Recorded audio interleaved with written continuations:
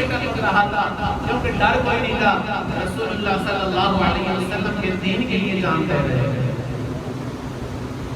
تو انگریز کے خلاف جہاد فرض ہے، یہ دین کا، اس کے اندر پاور تھی، اس کے اندر جرأت تھی، یہ اسلام کا نعرہ تھا، یہ اسلام کی بنیاد تھی۔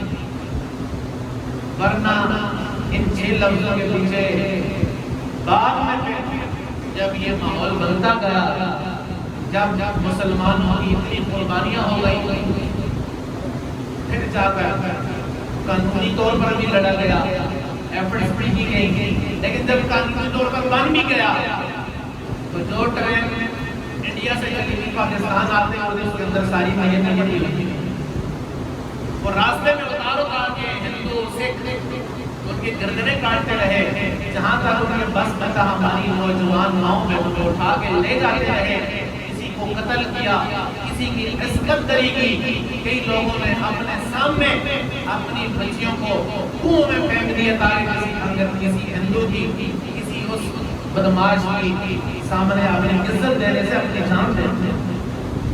چھوٹے چھوٹے معصوم بچے لٹا دیے، کیوں؟ کہ یہاں پر یہ عیاش عیاشیاں کریں گے، یہاں پر سڑکیں بنیں گی، یہاں پر کوئی اچھا رہنے کا ریزیڈینشل ایریا اچھا بنے گا، یہاں پر لوگوں کو بجلی مفت ملے گی، یہاں پر لوگوں کو سہولیات ملے گی، یہ چیزیں تو ثانوی حیثیت رکھتی ہیں۔ جان انہیں اس لیے دی کہ یہ ایسا ملک ہے جہاں پر لا الہ الا اللہ محمد رسول اللہ کا نام بلند ہوتا رہے۔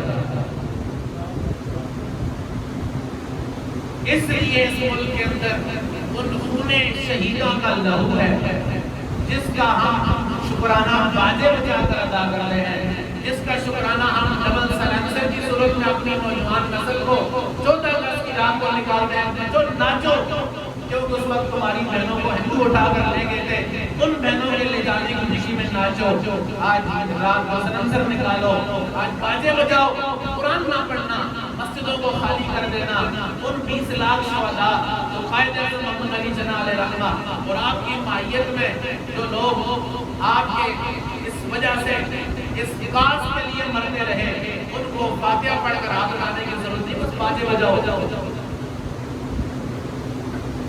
ایسا آسانی سے ملک نہیں ملا، یہ 20 لاکھ شہداء کی ڈائریکٹلی تحریک پاکستان میں قربانیاں ہیں۔ اس سے پہلے 1857 میں، اس سے پہلے انگریز آسانی سے نکل آئے یہاں سے، اور جن بابوں سے ہم تنگ ہیں، جن کے لیے ہم حملے کرتے ہیں، بابے تو شہی کوئی نہیں، ایک وہ لگڑ پیدا ہو گیا ہمارے ملک میں، بابے تو شہی کوئی نہیں۔ میرے علی شاہ صاحب رحمہ اللہ کو کسی نے کہا تھا حضور آپ مرزے کے خلاف بہت تیز بول رہے ہیں، آپ کی پالیسی بہت سخت ہے، انگریز نے فیصلہ کیا کہ آپ کو برے صغیر سے نکال دیں۔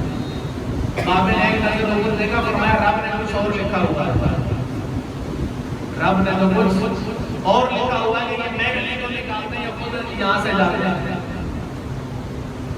اس لیے یہ ملک کیا مطلب اگر ہم اپنی جانیں دی ہیں تو آج ہم ناچ کر بچا لیں گے اس کو۔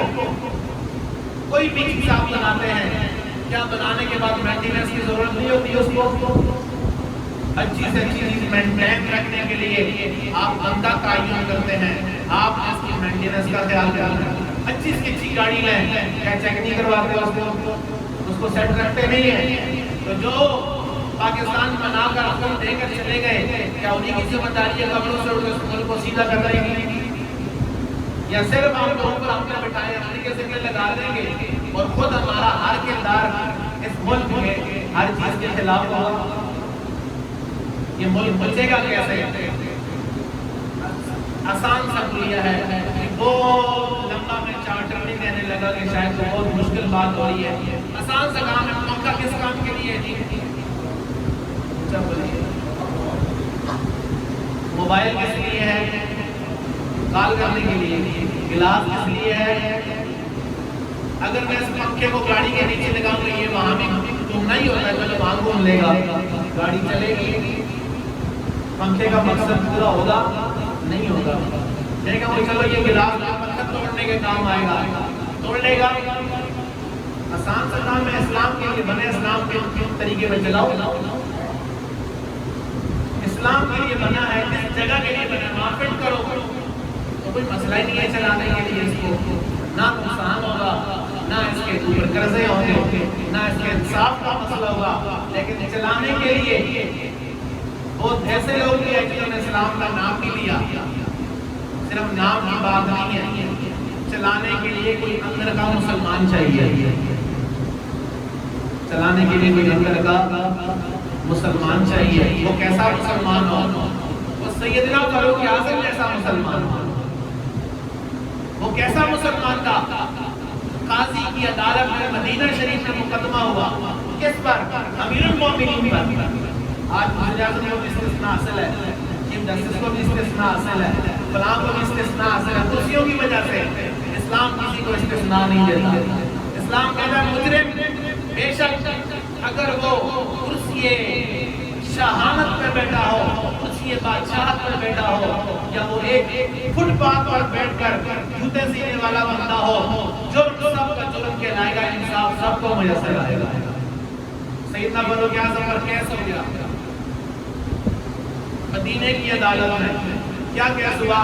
سیدنا عبداللہ بن حضرت عباس رضی اللہ عنہ، انہوں نے کہا حضور میرا راستہ گھر ہے یہ، تو یہاں پر نالا لگا ہوا تھا، اور سیدنا فاروق اعظم نے کہا کہ پانی گرتا ہے نیچے، گلی کے لوگوں کے لیے مسئلہ بنتا ہے، آپ نے اس کو ہٹا دیا۔ سیدنا عباس رضی اللہ عنہ حضور کے چچا بھی ہیں، آل بیت مصطفیٰ کا حصہ ہیں، صحابی رسول ہیں، انہوں نے مدینے کی عدالت میں مقدمہ دائر کیا، چیف جسٹس بھی ہو تو مدینہ